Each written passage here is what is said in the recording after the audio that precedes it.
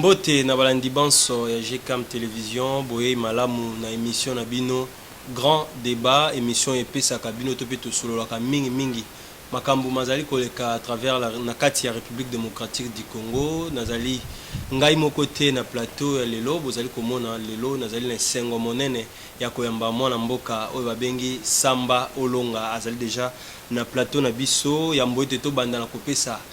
Merci mingi na babono bazali kokomela biso ba suggestion pe ba remarque na bino eza kokoma et puis merci na apôtre KBA donc to pesi mbote makasi bisika ozali sans plus tarder na koyamba na kopesa mbote na invité na nga Samba Olonga mbote mwana mboka oui mbote ndeko sha ki Congo eza kotambola lolenge bon na kanti Congo ezokende nango malamu vu côté to wuti na 18 ans to wuti na évolution selon ndenge président de la République azobundana pona ko redresser mboka kozongisa ngo dans les chemins na kanti que tout va bien tozobima na moleli vers une certaine lumière. Tout va bien kaka ndenge ndeko asili koloba tozosola lelo tokosola matata mponyo asili bongo kosala partie na ye tokolobela makambo ebele oyo ezali koleka à travers ville ya Kinshasa et pourquoi pas tokolobela une tournée réussie il y a président de la République nakati ya Katanga ya onde tokobanda longo lokola première question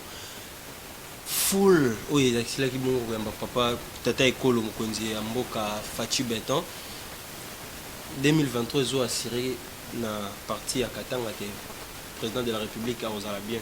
Bon tout d'abord premièrement pour na ba ben de full ngana kanisi que kozala nango surprise pour na Félix Tshisekedi parce que il est né avec. C'est ça. Donc a hérité normalement la popularité. Il y a papa naïe parce que c'était l'homme du peuple. Azam Mouto vraiment adrena qui ba foule ba marée humaine. Vraiment na ba personnalité nyon soto connaître dans la République démocratique du Congo. Personne a tikala ko drainer ba foule topé ba marée humaine loko le tient Tshisekedi ya salaka yango. Donc pour na ko mona pinda foule ya batu ezali belé na balabala batu bazai belé. Makasi de manière où il n'a ne salement na Congo te c'est Tshisekedi mutaogira van wana et puis to bi que Félix Tshisekedi soki ayambami na batu belé et puis akoma ki pe na butu moni que batu bazaki patient na butu wana cause la président de la République ça montre déjà que c'est un président populaire. La différence c'est que Félix Tshisekedi azan ndenge moko te na ba président oyo to connaître na Congo. Les autres présidents au biso to connaître na République démocratique du Congo bayaki na pouvoir bazaki popularité. Je prends l'exemple ya Kasavubu ayebanaki te na territoire mobimba national. C'est en devenant président de la République que batu mususu baye ko découvrir ye baye ko ye baye qui a commis populaire. Mobutu également azaki na kati armée, ce n'était pas l'homme au milieu du peuple. Baye ko koma na ye l'homme providentiel lorsqu'à sali coup d'état n'a accédé na pouvoir na ko koma populaire. Musée également. Mais Félix Tshisekedi a eu la chance ya kozala mutu moko oyo pendant 37 ans parti politique oyaza issu na ye moko mutu eyebane d'abord les gens des akombo ya Tshisekedi kombo ya Tshisekedi eza lokola Coca-Cola okotuna te Coca-Cola eza wapi kombo ya Tshisekedi déjà mutu nyonso sa yebiango le fait déjà d'avoir ce nom là Tshisekedi fait de lui populaire donc likambo makambo etali marée humaine wana ezaka problème te le problème c'est le motif ya visite na ye. Ndenge akiti n'espace grand Katanga biso nyonso toza vraiment na misu kuna pona kotala façon na ye ya ko approcher ba Katangé na ba Kasaye ndenge nini akolunga résoudre problème ngai déjà na analyse na ngana kanti na sina lobango mingi na itando GCAM pe na bitando mususu que les problèmes sur le plan social entre Katangé na Kasaye n'existent pas.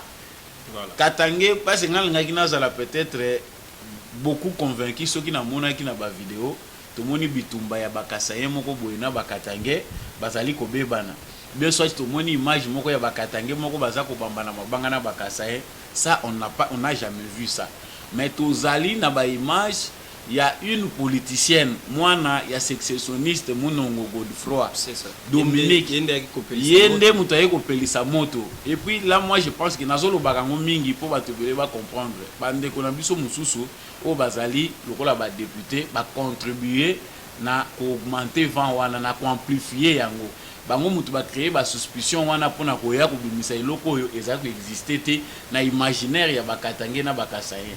Lorsque les Kassaïens se déplacent vont au Katanga bazo kende na Sengote, mais tout le monde bandeko Beliezer azu ba vidéo non identifié, tout le monde ba communicateur mususu o tala bakasayen ndenge bazo kende lisusu ebele bazo kende na Katanga tala bazo. Donc on a fait des histoires oyo ba montaki et suscité yé ko créer problème. Donc muniki munongo aye pa yeko vendre lango ola lo balikambo ya exode ya komi ko lobela likambo ya bamboa non ce qui tout le monde ndenge bazo boma mboa. Mais les Chinois qui sont nombreux au Katanga baliaka bamboa, hein?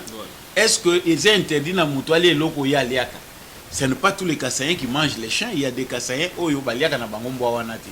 Mais et loko to monia ezali que il y a un complot politique oyo ezala qui planifié pour agiter corde tribal pour créer insécurité na mboka. Que non, il y a un problème entre Katangé et Kassaïen. Moi, je pense que sur base de l'histoire, sur base de la réalité au besoin de vivre dans le Congo, il n'y a aucun problème entre Kassaïen et Katangé. Le problème est d'ordre politique, parce que ce total bien, tu ensemble, balingi politique, wana baza ko profiter nango. Ce total bien, il y a certains dignitaires Katangé, oyo, bango, pona bango, au ça la politique malamu, et sengeli ko kende ko tirer na corde wana. Et surtout qu'il y a certains Kassaïens qui dirigent. Il y a une présence, il y a président de la République, dans l'espace, il y a Grand Katanga, ils allaient vraiment d'abord détruire sur le plan politique, au bango déjà basemaki. Touyebi Bamuyambo, Bakatumbi sont dans un complot Yamabe. Souci à complot na bango ezake, ba créer guerre civile kuna Kassaïen Katangé, ba tchango na muto a dit que non, il n'a pas pu bien gérer les choses, tout ça. Mais le quoi président de la République a sensible. Namona qui déjà na babilili ayambi ba chef coutumier, ba notable, ba homme politique, tous ces gens-là qu'il est en train de recevoir, ils ont pour prêcher bango comment on peut cohabiter facilement. Mais ils ont soni bana oyo baza issu d'un ancêtre commun, batu o bazali ba frère, ba kende ko vani sabango ba lakisa bango ndenge nini ya ko cohabiter pacifiquement. Ça fait vraiment la honte de notre pays qu'on a na ba politiciens au baza irresponsable. Voilà, chers abonnés, Boyba était Mokondiamboka Félix Antoine Tshisekedi, aza toujours na Katanga pe akoki kozonga Kinshasa mokolo ya lobby samedi, topé mokolo ya samedi na pokwa na engumba Kinshasa tolobela. Est-ce que tolobela parce que lelo Moïse Katumbi aza na kati ya union sacrée. Est-ce que lelo ceux qui a la kisi topé atalisi ambition na ya kozala candidat président de la République na 2023. Est-ce que union sacrée a ko gérer ambition ya Moïse Katumbi? Bon, d'abord, il faut tout reconnaître que l'Union sacrée est une plateforme électorale. Voilà. L'Union sacrée est une plateforme, il y a gouvernance. C'est-à-dire, Sangamoko, le président de la République, a fait appel aux forces vives de la nation. À Sangisi Bango, nos objectifs, il y a pour améliorer la gouvernance.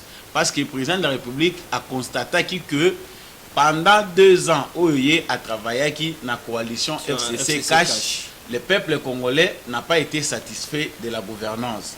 Et puis, l'objectif est belé, c'est qui fixé et c'est qui atteint à cause de la croque en jambe. Voilà pourquoi, manquant une majorité propre à lui, il a fait appel à un parti politique pour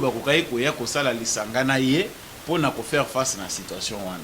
Je pense déjà tout au début que l'Union sacrée, de par sa définition, de par initiative au président de la République à Salaki ezali nango lisanga oyo basangisaki batu uniquement pour la gouvernance basalaki ba constitution ki otobengi majorité ensemble ayena ba député na ye ndenge bazalaki plateforme électorale bato pe mususu ya FCC o balongwa ki ba monike Kabila agiraki mabe basepeli ba bongwana na bango bakomi lisanga nde basali oto bengi union sacrée UDPS INC bazalaki déjà na bakash to moni bande kona biso ya parti ya baati kombo ezoki mangawa FDC et basangani bango wana nde lelo basali majorité ya union sacrée. Ambition ya Moïse Katumbi ezali légitime parce que individu nyonso sur planète Terre il faut à l'ambitieux. En politique comme dans la vie privée ce qu'on a ambition c'est qu'on a mutute mais sauf qu'ils a peine ambition ils a démesuré. Na ba ambition ezalaka non calculée yoko kozaloza mukusete ozana ambition ko sauter na dimension eza ya yote. Moïse Katumbi doit bien voir ses ambitions. parce que tu comprendre que l'ambition est mal calculée. L'ambition est que ça les manamotoyo azali na vocation tia ko la politique ezali nuisible pour n'amboka lokola Congo. Nous connaissons bien le passé de Moïse Katumbi. Tu y bien entrée politique na ye. À côté na politique, ye moko lo bagango bien, c'est grâce à Joseph Kabila.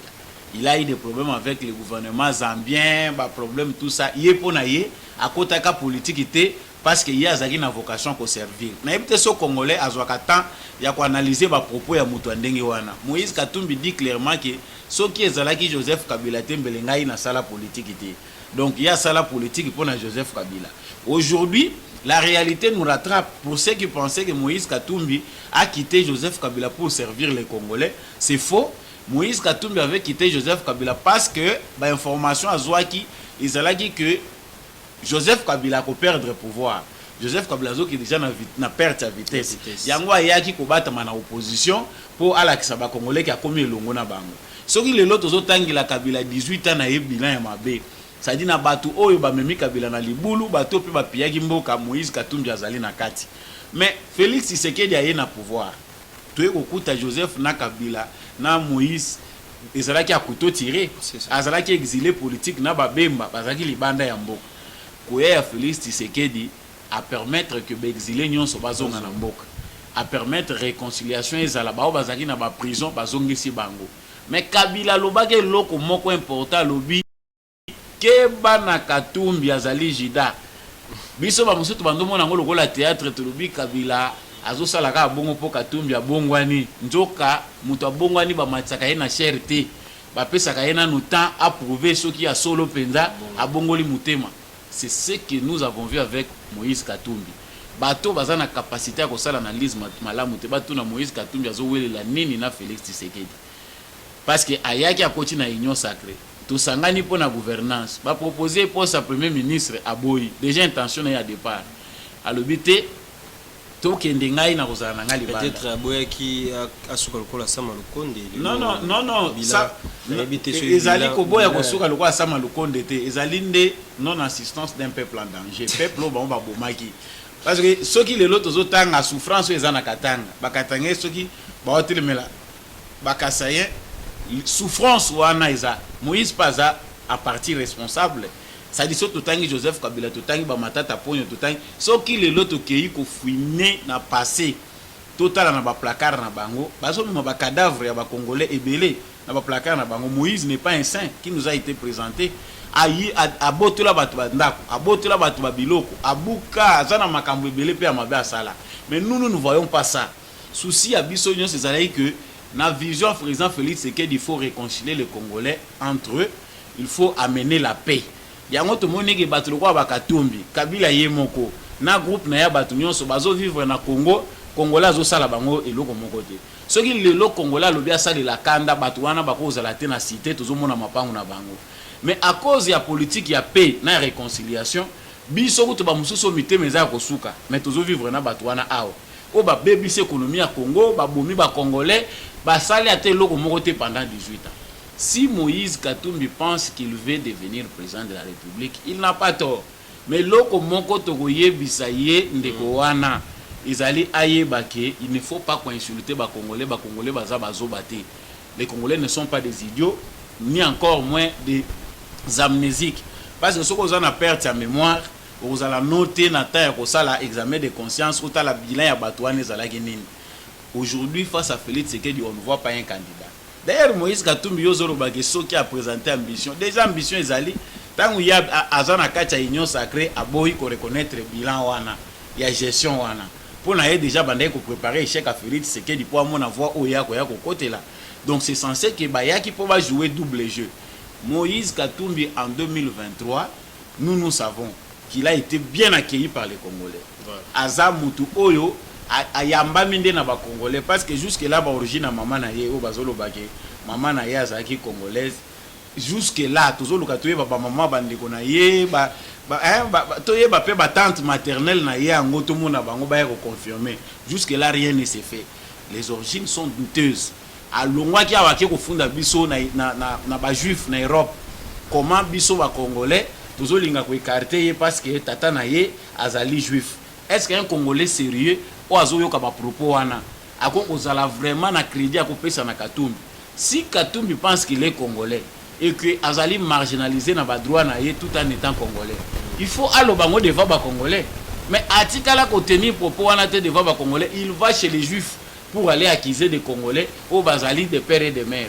Moi, je suis Congolais, je n'interdis pas bateau au bazana bango simpliste, au bazana bango comme on a qu'est normal dans le monde ya lelo. Je suis d'accord avec la loi Noël Tchani, des pères et des mères. Pour Nangaï, la seule façon de mettre fin à ces aventures, il y a pas créé la cabisso ba politiciens montés de toutes pièces. Ce sont des gens qui ont besoin d'accuser les non fondés. Non, Moïse Katumbi est le représentant de la mafia dans la politique du Congo. La mafia, bazana mukili mobimba, bazana Afrique, bazana Europe, bazana Occident, ils sont partout. Je vous dis vrai. Mafia congolais. Mafia congolais. Congolais on peut naïe bagata administrativement parlant, bayana ngondengeni. Ça fait très mal. Les Congolais doivent faire un bon retour dans l'histoire. Toye bakitoro commettre BRRT. Pendant 18 ans, nous avons été gérés dans un pays comme des étrangers. Ça dit bisonné tous abo comment va payer mboka na biso qui ont vendu nos terres banani bateki ba mine na biso banani bateki ba zamba na biso. Et tout ça pourquoi? Parce que il y a eu infiltration, il y a eu nos frères au balingi bazala na basi belé batonga ba immeuble belé bango bazala bien Congo était kamanango bango bazala ba riche au ba faciliter lelo tokoma kokelela bato ba kobetela ye maboko. Ce sont des gens qui veulent vivre avec des moyens, tout ça, tous on a bon l'Assemblée nationale, tout le monde qui bon nomination, vote, il y a moi Mboka André Mbata comme vice-président et Assemblée nationale, Bande Kubamituni vote ou nomination parce que à Kenda qui bon la candidat unique, Bande ko opposition comme 8 zongi na MPR ou quoi. Bon, les alliés question MPRT, Bande Kubaza peine à droit, il y a besoin d'informer, c'est le jeu politique. C'est-à-dire candidature wana pour remplacer parce que bateau va comprendre le jeu politique yango va désister na bango sur base ya majorité à union sacrée nandenge basala ki répartition ba poste na bango na ba parti ba constituer majorité les postes du vice-président et assemblée nationale déjà pour revenir na bato cash et puis cash wana déjà précisément UDPS. Alors sur ce point là je ne vois pas comment bato muso ba pouvoir okota na compétition tout en comprenant les jeux politiques de Salima. Et puis, deuxièmement, au sein de l'UDPS, il doit y avoir un terrain d'entente. Il se concerter en famille dans le politique pour que candidat Oyo à Sengeli na Isikawana. Na l'UDPS va se concerter qu'il faut battre professeur Mbata. D'abord, aller voir comme ça, c'est l'homme de la situation, il maîtrise beaucoup la question où il a des leurs. Tout ça, il peut que à niveau intellectuel, les alliés en haut, à expérience, et voilà pourquoi les choix étaient orientés sur lui. Ce qui est Salimagi n'a pas candidat gouverneur. Automoni Awana Kasai oriental, au moni, bazo présenté ba candidat IDPS. Ordre pesa mindenge mususu na parti, mais au moni ba candidat mususu. Babimi kaka au sein IDPS bazo que ne postuler na ndenge na bango. Ça c'est un désordre au sein d'une même famille politique bato ba yokanaka ba sali consensus ce consensus c'est mon anité ba sala ka vote même na niveau na bango. Donc le professeur Mbata ce n'est pas une dictature, je pense que d'ailleurs il a qui s'ami na vote na 400 et quelques voix. Shoane c'est plus bon ngai kolobaki Shoane c'est plus ngai na kozala vraiment à 100%, je préfère observer total là de quoi il sera capable parce qu'au Congo tout a trop déçu. Tout le monde a dit tout tambolé à Jean-Marc Kabund, très dynamique lorsque nous étions dans l'opposition. Tu as vu que c'est un monsieur qui a beaucoup d'énergie, ce qui est singeli ko beta le boko na mesa beta kana boko na mesa. Mais être intelligent, cause la dynamique, c'est aussi différent na cause l'intègre. Parce qu'intégrité c'est la ka mutu akende ko kweya na banzela ma beta kweya na mbebati. Le professeur Mbata c'est quelqu'un d'expérimenté. Aza mutu moko to ko boya tes compétences na yi. Mais à tout le monde observer total à comment à orienter mayele naye à travers une sagesse pour na makambo eza cause la biso liboso awa. Le peuple congolais attend beaucoup de l'Assemblée nationale. Déception aux huiles dans les colonies sur lesquelles il y a des questions importantes où il fallait régler. Tout le monde a dit que Jean-Marc Kabunda a beaucoup plus politique que technique. mais Otozuana, je pense que c'est un technicien. Proposition, orientation, ce que Zali Kosali Manamutu Oyo azo maîtriser matière y a droit malamu, je pense qu'on peut avoir des bons résultats. Mais j'accepte nomination na Tozo Betilango Maboko, mais sous réserve Tozo Zela Tomo na Musala. Parce qu'au Congo, ko Betela Bato Maboko, ko Yembe la Bango, na Bandi Musala te, et même Mabato Beleka na Mabulu. Yango to moni ke voto tika ena no asala Musala. Donc on attend voir Musala ya ko bimisela biso soki Musala wana ici pelisi biso. Nous adhérons et ça peut être maboko to suki wana. To kosala diale loté et puis et autres. Matata Mponyo, ancien premier ministre de la République démocratique du Congo, l'homme étant poursuivi dans la justice congolaise, mais Kastomoni a si bongo ko créé parti nae ou ezali bongo LGD, leadership et gouvernance pour le développement. Oyambi a ondenge nini mona mboka Matata Mponyo peut dire aussi que futur candidat en 2023. Ezali pas si pour Namboka na biso parce que bitumba ya ko changer classe politique congolaise, il faut vraiment zo forme mususu. Surtout bilenge otozali na bilengo bazolanda ngai, il faut vraiment ba activer mandoki na bango na lolenge ya malamu pour na ko changer classe politique oyo. Matata Ponyo azoboya kozala justiciable.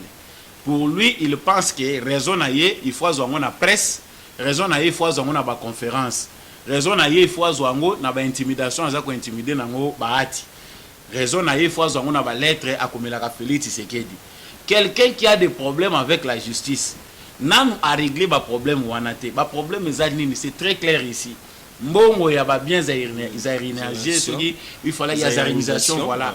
Mbongo wana clarté tikala komona na te sur mbongo wana ndenge bakabolela ngo bato.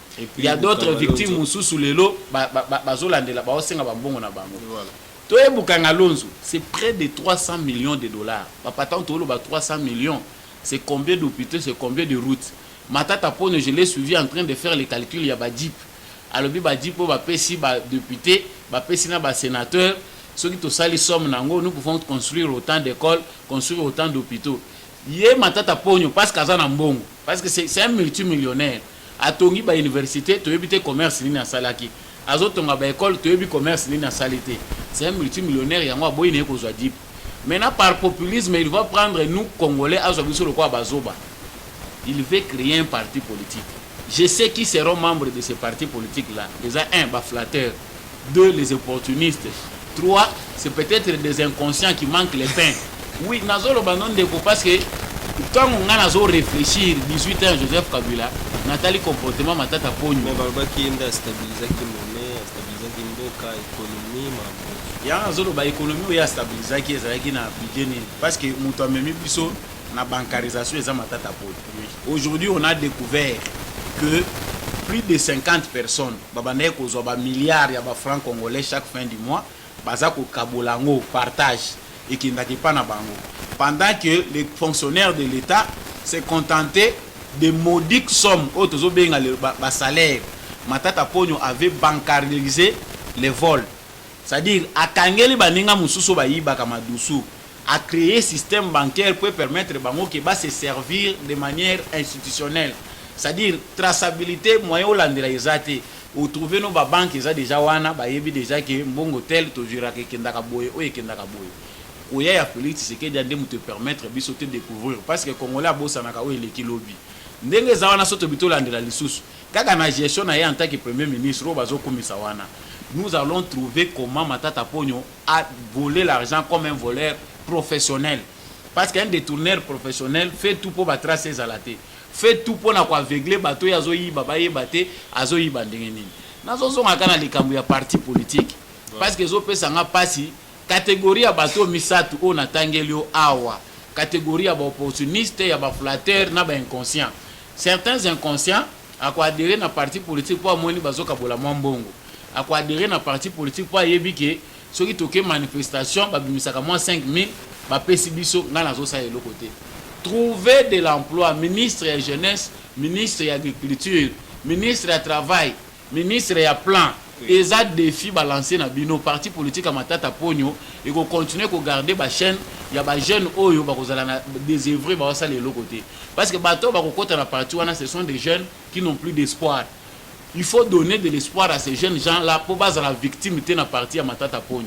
Parce que c'est un parti, Oyo, et que ça là que, tant que Matata Pogno qui ne répondre devant justice, à mobiliser Batouana, Bapesi Bango Bambongo na police. Nous, membres du parti politique tel, tout ça qu'on dénoncer injustice, acharnement, Matata Pogno n'est que si Matata Pogno se sent congolais, s'il se sent vraiment que Azali na vocation à causer la politique, qu'il réponde d'abord de ses actes et pas la justice.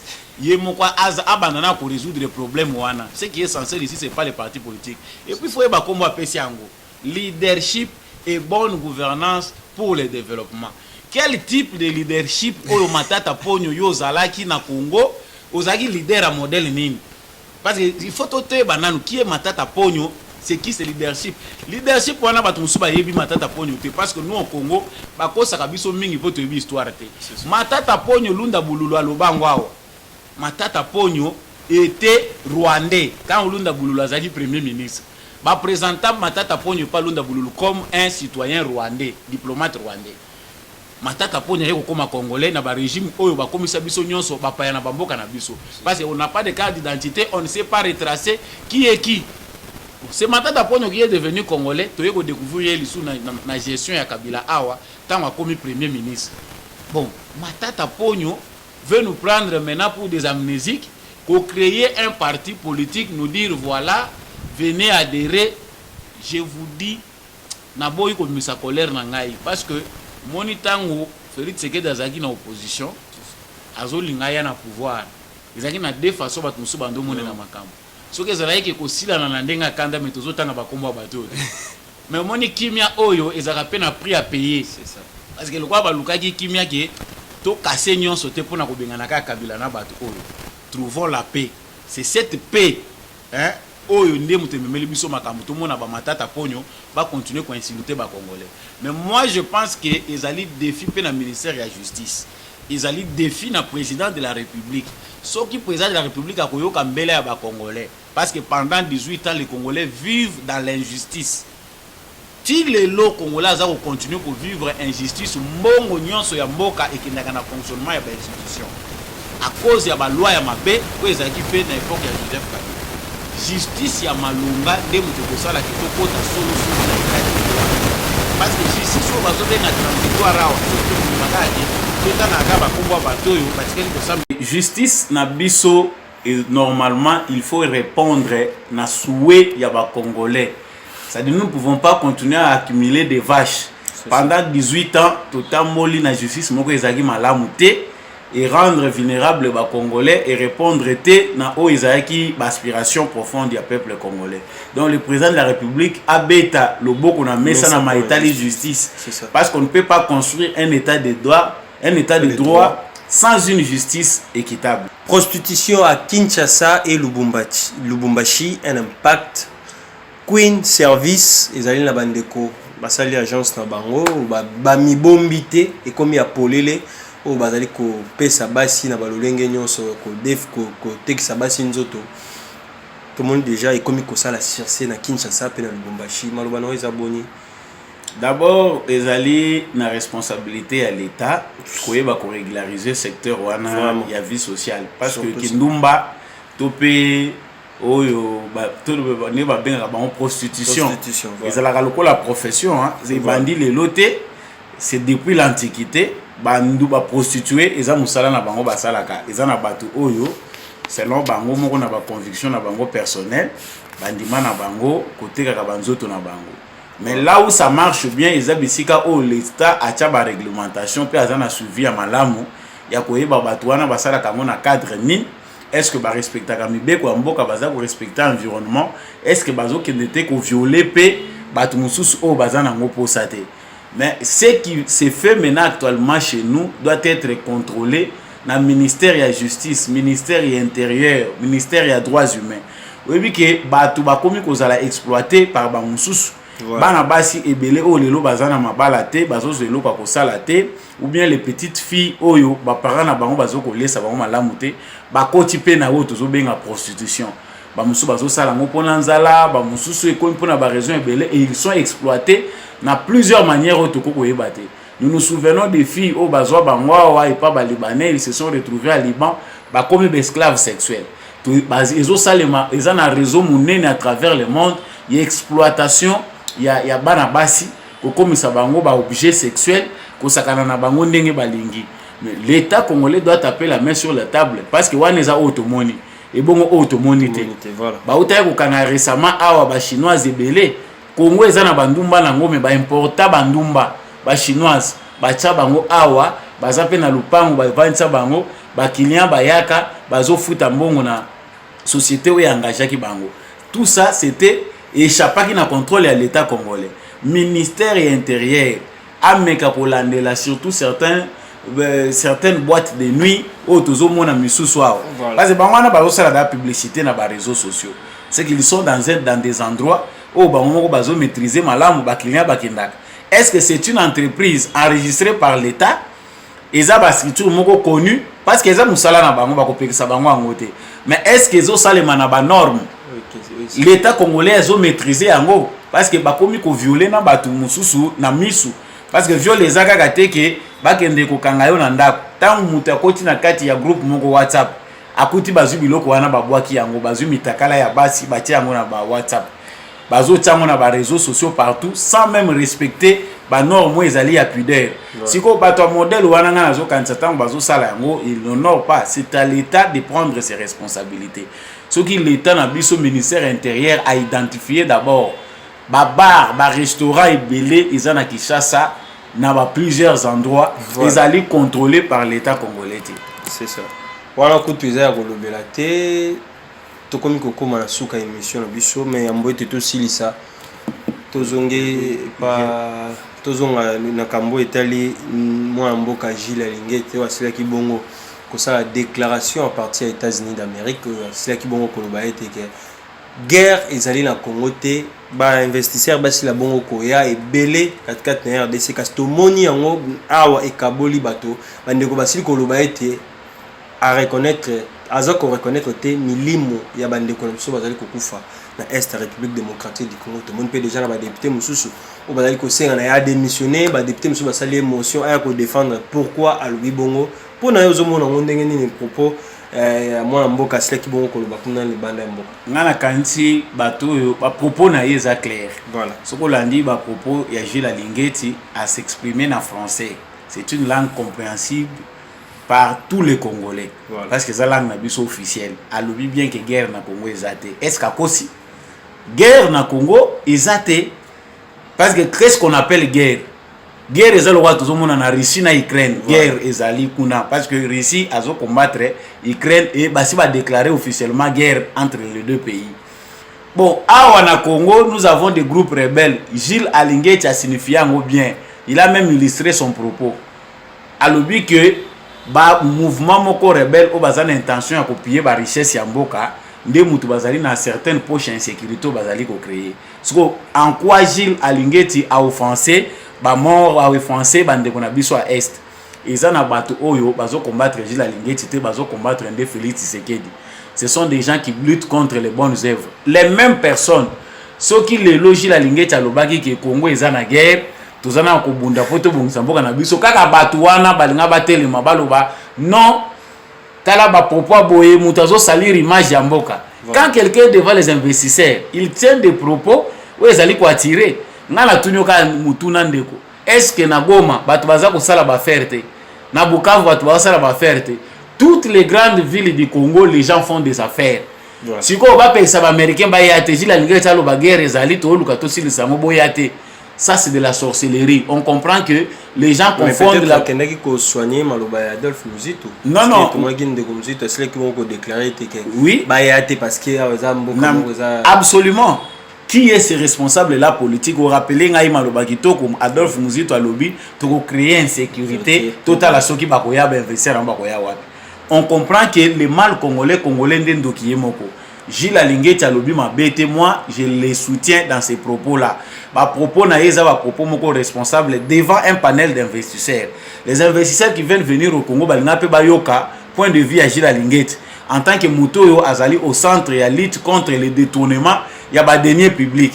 Ye mutazali kolandela. il devait rassurer sur la corruption et la sécurité na mboka pour bazana besoin bazo ba information mais batu ba telemi oki olusha obiso société civile ceux qui rénover ceux qui nini tolobi non il faut babima nani Gilles Alingeti a démissionné et puis a retiré ba propos na a démissionné yo nomaye mutu anomaki ye nde mutu ayebi koltala soki ba propos ezaki responsable toté a révoquer ye yo nomaki yete et to moni ndeko moko soki député comme na epezo ki mangai a initié lobi Gilles Alingeti faut ya na parlement ba ya ko non mais batu mususu eza passe pour na ba député à Congo il faut kozonga classe soko ozotanga malamu te institution président de la République na ba structure nango ba ko répondre na parlement ndeni le président de la République n'est pas responsable devant le parlement parlement ko benga ye po ya ko sani eza biloko moko oyo batu bazoko maîtriser te musala oyo bango esengeli basala Gilles Alingeti a bien dit et puis nga nazo kama zo ikuto ye ko s'expliquer les sources